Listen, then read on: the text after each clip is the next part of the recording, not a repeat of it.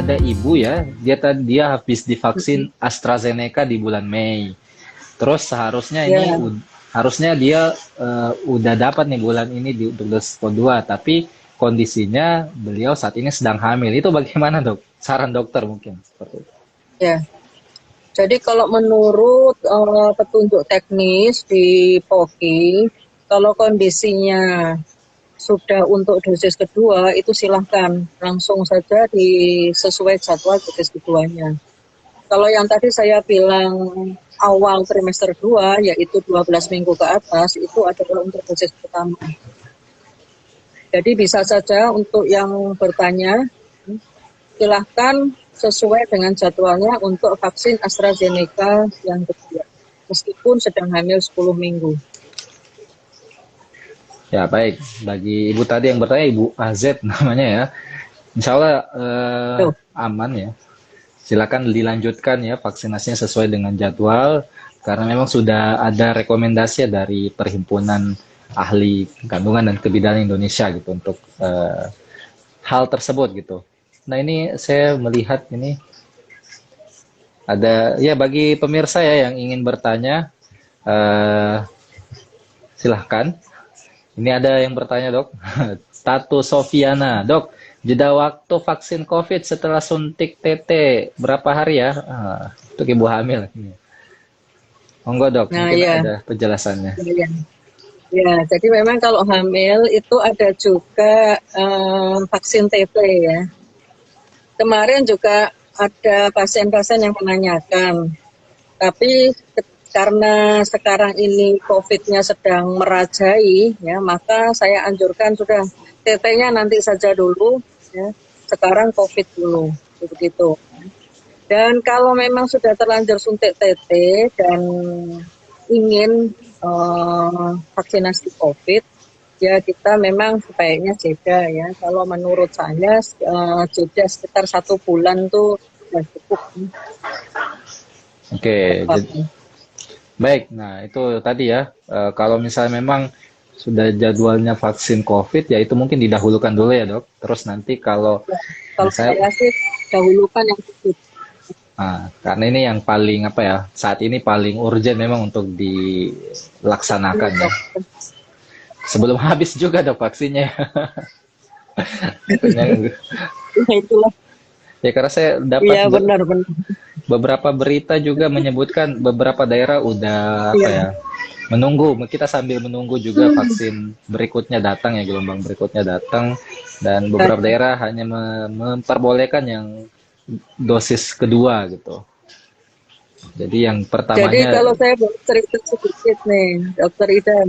boleh dok, silahkan. Dulu pada saat vaksin awal itu kami itu sampai menunggu-nunggu ya, sampai menunggu-nunggu kedatangan para peserta.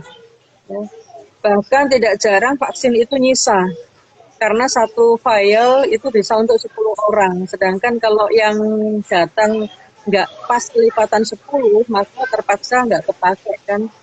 Hmm, Bandingkan dengan sekarang, itu sampai terjadi kerumunan yang luar biasa, oh, berbahaya ya di untuk Sumatera itu kan. mendapatkan vaksin. Ya. Tapi baiklah, itu sebuah antusiasme yang harus kita apa? Memang harus kita terima ya.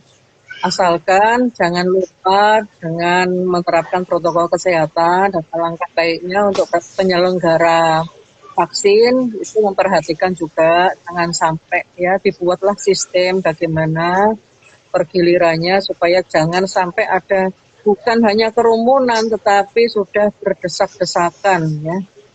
Itu dari saya dok. Ya betul dok. Jadi jangan sampai kita mau vaksin malah dapat dapat penyakitnya di tempat vaksin karena berkerumun gitu. Padahal Cluster. kan, iya, padahal kan bisa gitu. Kalau saya kemarin dok didaftar dulu terus tunggu panggilan baru datang gitu. Jadi enak. Jadi datang sesuai jamnya, sesuai jadwalnya. Tuh. Kalau gitu kan lebih aman ya untuk kita juga. Gitu. Nah memang ini bukan di tempat dokter tapi di beberapa daerah memang seperti itu. Saat ini mungkin sudah pada lihat kan manfaat vaksinasi itu luar biasa ya. Yang mungkin menderita COVID setelah vaksin itu lebih lebih ringan gejalanya dan mungkin lebih kebal juga ya. Jadi pada banyak yang sadar gitu untuk segera ikut dalam program vaksinasi. Ya, baik. Ini ada lagi pertanyaan di komentar dari Winda. Dok, usia kehamilan saya 17 minggu. Apakah ada efek Ya, samping setelah vaksinasi? Jika ada, apakah sama seperti orang biasa, seperti demam dan lain-lain? Nah, ini pertanyaan yang penting juga nih. Kalau mau vaksin terus, kalau dapat misalnya kejadian ikutan itu apa yang harus dia lakukan, dok? ya. Jadi kejadian ikutan pasca imunisasi atau KIPI ya. Itu ada dua. Yang pertama gejala lokal. Gejala lokal itu adalah gejala di tempat suntikan. Bisa berupa kemerahan, nyeri, bengkak, itu adalah gejala lokal. Yang kedua adalah gejala sistemik. Ya. Misalnya kelelahan, nyeri seluruh tubuh, demam, sakit kepala, ya. Bahkan sampai mengantuk, atau ini efek samping yang mungkin menyenangkan yaitu peningkatan nafsu makan. Apa yang harus dilakukan kalau untuk gejala lokal, misalnya nyeri atau kemerahan, itu dikompres dengan dingin ya. Apakah itu berupa air es di botol atau es batu dibungkus, ya. Itu kompres dingin. Kalau gejala sistemik, kalau berupa nyeri badan atau sakit kepala, kita bisa mengonsumsi tablet paracetamol sesuai dengan kebutuhan. Kalau misalnya rasa lelah, mengantuk, ya tidur saja. Itu masih termasuk efek samping yang ringan. Efek samping yang berat ya, misalnya sampai ke sesak napas atau reaksi yang lain itu biasanya sesudah vaksinasi kan dikasih kartu ya, dan di situ ada nomor kontak untuk melaporkan kalau terjadi efek samping. Silahkan dikontak ya kalau merasakan sesuatu yang tidak nyaman. Mungkin itu ya.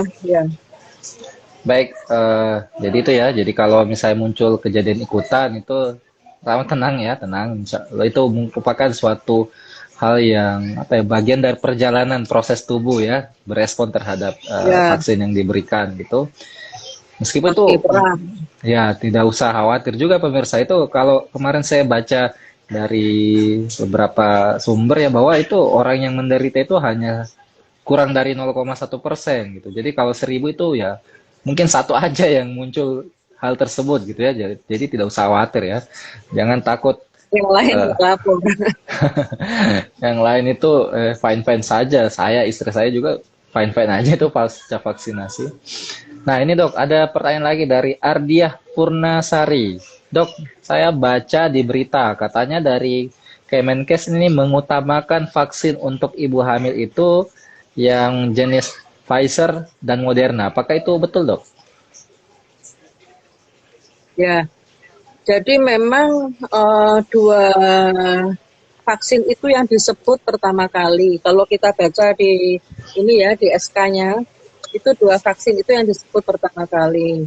Tetapi kalimat selanjutnya itu disebutkan bahwa vaksin yang berbasis inactivated virus itu pun bisa digunakan. Jadi kembali lagi seperti yang tadi saya katakan, mana yang kita aksesnya lebih mudah untuk mencapainya, itu yang dikerjakan. Jadi kalau kita menunggu Pfizer, sementara Pfizer juga kapan, ya, dengar-dengar sudah datang, dengar-dengar sudah dibeli. Tapi bagaimana perjalanan selanjutnya? Saat ini memang harus kita akui kondisi di lingkungan kita ini kan serba tidak pasti.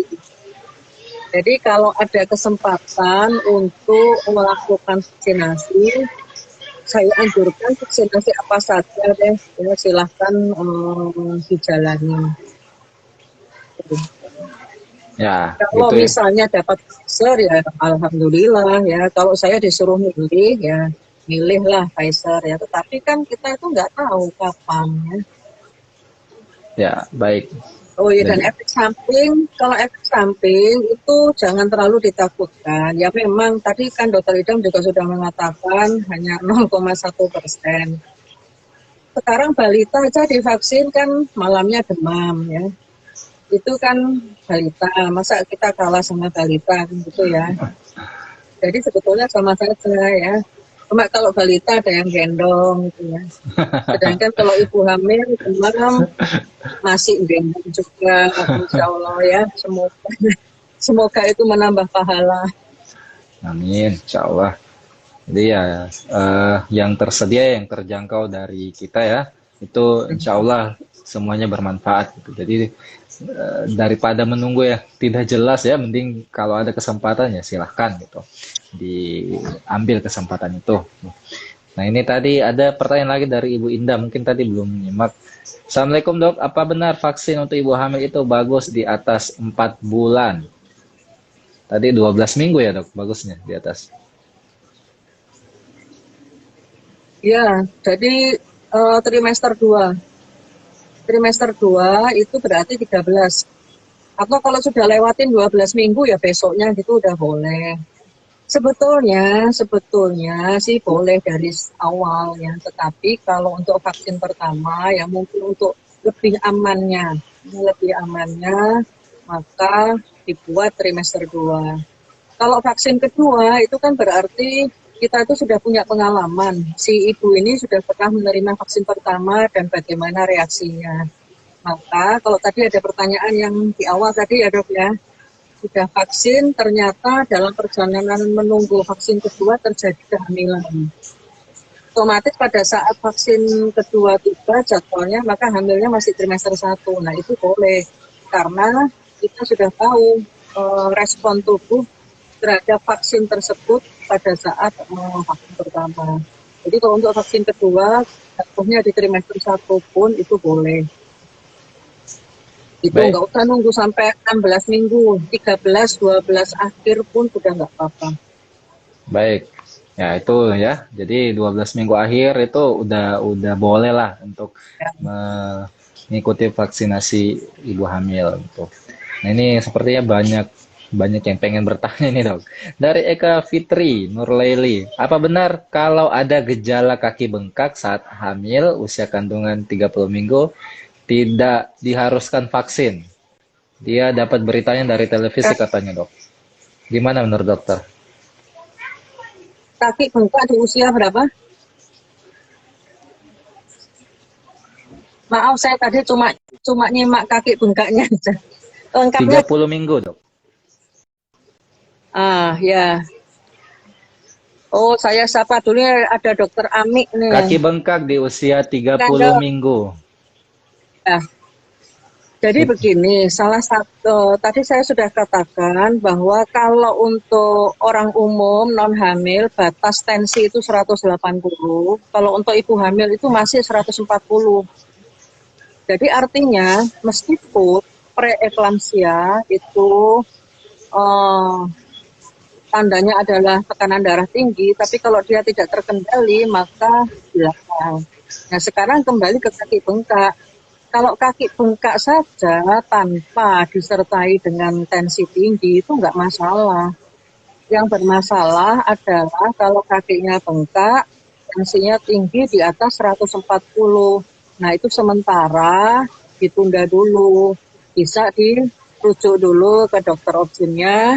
Nanti setelah stabil atau dapat rekomendasi bisa balik. Kalau kaki bengkak saja tanpa ada yang lain, nggak apa-apa, nggak masalah. Silahkan vaksin. Oke, baik. Jadi itu ya, kalau kaki bengkak aja nggak masalah ya. Tapi sebaiknya periksa dulu ya ke dokter objek tuh kaki bengkak saja atau ada gangguan lain pada ibu hamilnya tersebut gitu. Baru kalau aman ya baru. Dilengkapi lagi ya. Baik dok.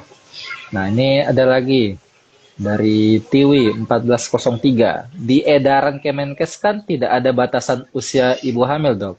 Apakah bumil 30 minggu itu boleh divaksin nggak dok? 38 mungkin, dokter. 38 Bukan minggu. 30. Ya, Ti- ya. Jadi memang kalau kami juknis yang lebih detail itu ada di surat edaran POGI. Ya. Memang di situ disebutkan antara 13 atau 12 sampai 33. Ya. Sebetulnya sih nggak masalah. Cuma vaksin itu kan ada onset untuk bekerjanya ya. Jadi kalau sekali kita suntik vaksin itu baru efektif itu setelah 2 minggu.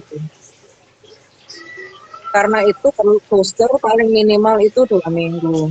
Sekarang kalau kita mulainya 38 minggu, maka dia efektif itu 20 minggu.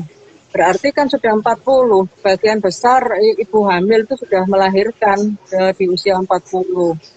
Kalau soal bisa atau enggaknya divaksin, bisa saja. Tapi efektivitas, ya, efikasi itu kan kita harus perhitungkan juga. Tapi kalau memang pas pengumuman vaksin ini sudah jatuh di usia kehamilannya yang cukup bulan, kalau menurut saya ya daripada enggak sama sekali ya sudah vaksin aja. Jadi kalau yang di POGI itu perhitungannya seperti itu. Untuk memberikan kesempatan tubuh ini membentuk antibodi. Baik, terima kasih Dokter Prita. Jadi itu jawabannya ya. Kalau misalnya memang udah udah terjadwal, udah nggak bisa ditunda ya nggak apa-apa gitu. Silahkan di usia tersebut. Namun kalau misalnya memang sudah jelas ya ada kesempatan berikutnya ya mungkin bisa diperhitungkan kembali mengingat efektivitas dan lain sebagainya. Terus ini ada pertanyaan lagi dari Masita, Ibu Masita gitu. Mohon maaf dokter baru bergabung ya dimaafkan. Mau tanya untuk Sinovac apakah sudah ada penelitian dok terkait efek teratogenik pada janin? Nah ini mungkin khawatir nih. Ya. Jadi kalau mau melihat teratogenik apa tidak itu kan berarti harus nunggu pertama di hewan ya, kedua kalaupun di manusia kan harus nunggu lahir dulu. Dan itu akan makan waktu yang lama. Jadi mereka itu berdasarkan analisa saja.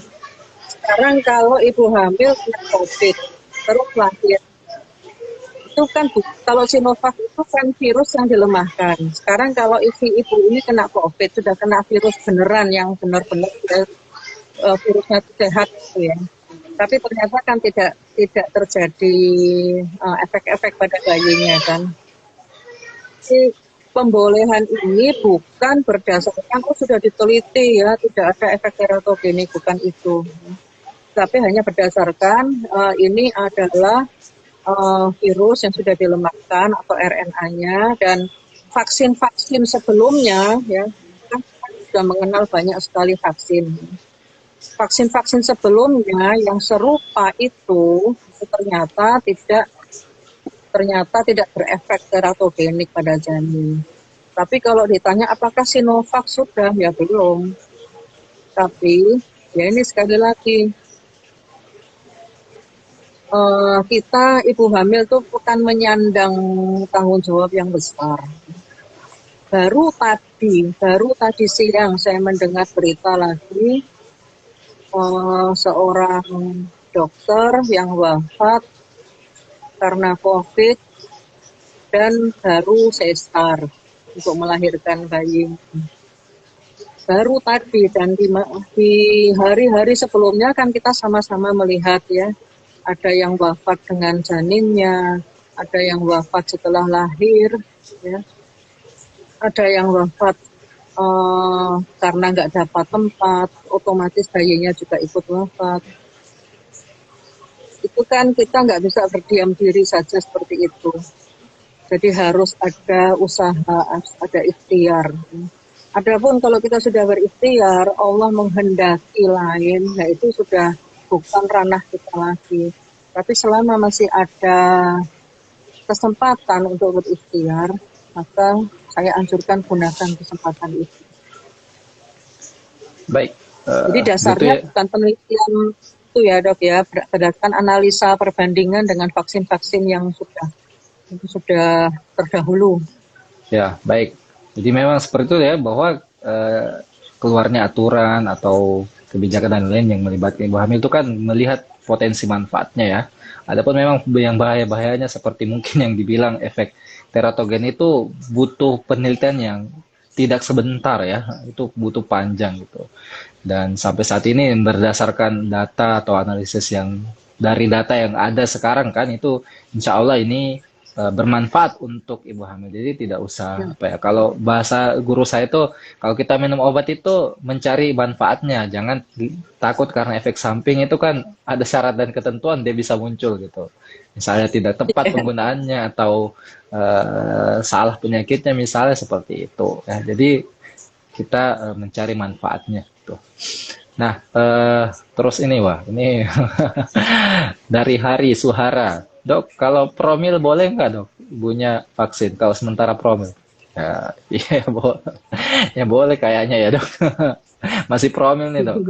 Ya, boleh. Kalau dulu memang kan dianjurkan untuk menunda ya. Jadi jangan sampai gara-gara promil maka tidak vaksin.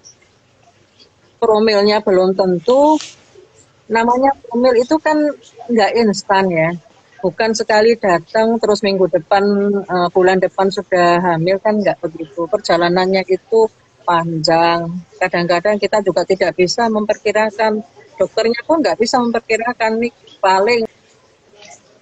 Ya, jadi kalau promil boleh vaksin, boleh ya. Jangan dibalik, karena saya sedang promil maka saya nggak vaksin dulu.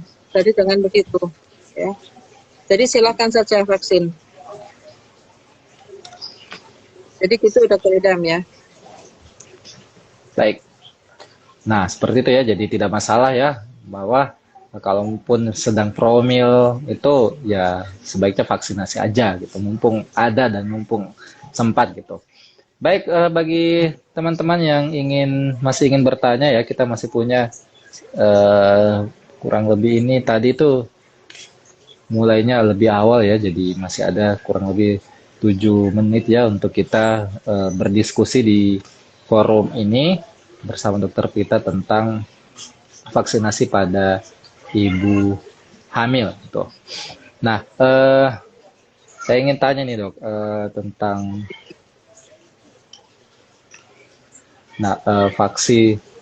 vaksinasi pada ibu hamil tuh. Nah, eh,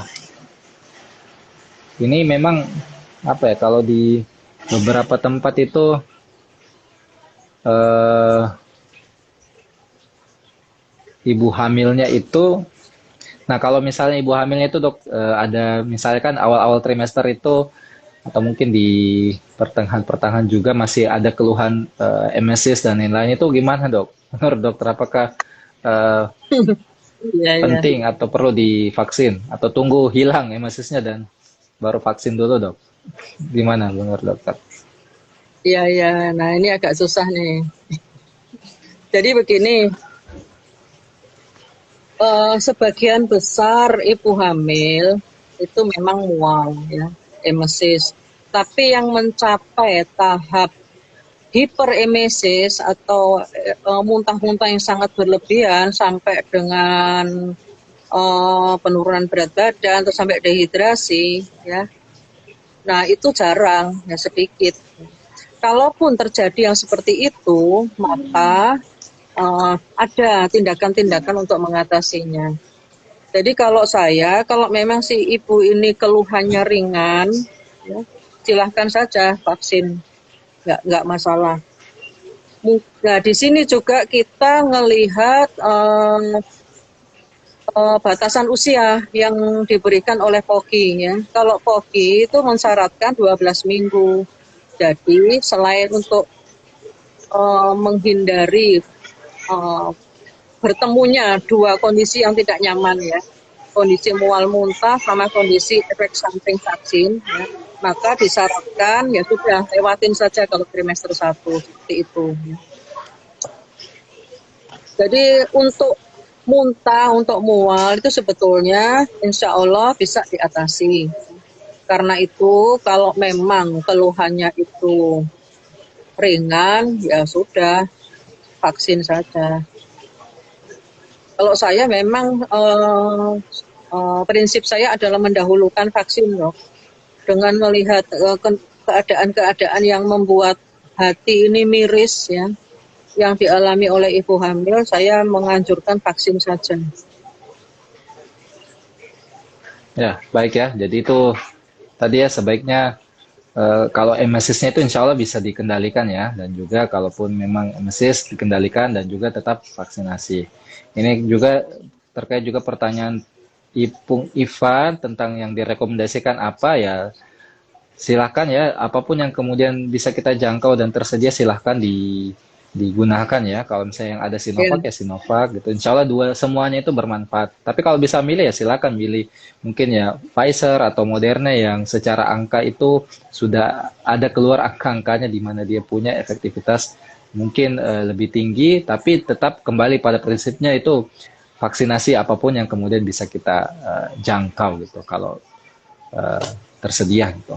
Ya, jangan sampai milih-milih nunda karena ingin milih-milih jenis vaksin akhirnya ya nggak kebablasan gitu dapat. ya. Nggak dapat itu rugi banget Malah gitu. nggak dapat vaksin. Semoga tidak dapat virusnya. Ya. Iya, baik. Terima kasih Dokter Prita.